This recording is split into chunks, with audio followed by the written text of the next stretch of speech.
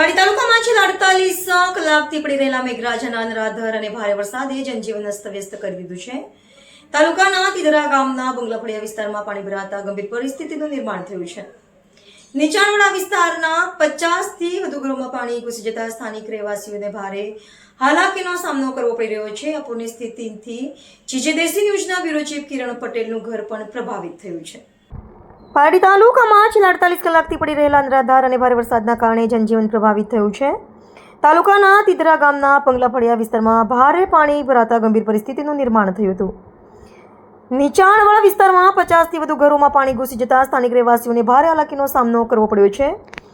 આપત્તિની આગળીમાં સ્થાનિક તંત્ર દ્વારા યુદ્ધના ધોરણે સરાહનીય કામગીરી હાથ ધરવામાં આવી છે.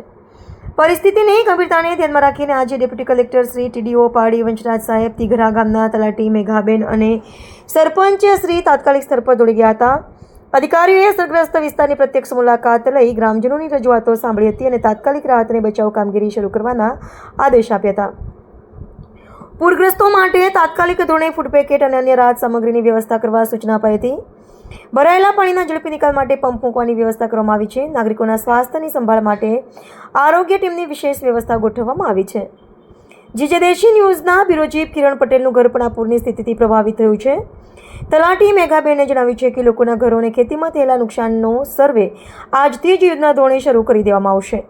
તિઘરા સરપંચ દ્વારા તમામ ગ્રામજનોને મુશ્કેલ સમયમાં તંત્રને સંપૂર્ણ સહકાર આપવા અપીલ. વહીવટી તંત્ર દ્વારા નાગરિકોને અફવાઓથી દૂર રહીને ગભરાવાની નહીં પરંતુ સંયમ રાખવા અપીલ કરવામાં આવી છે. કોઈપણ પ્રકારની કટોકટી કે મદદ માટે તાત્કાલિક 1077 હેલ્પલાઇન નંબર પર સંપર્ક કરવા જણાવ્યું છે.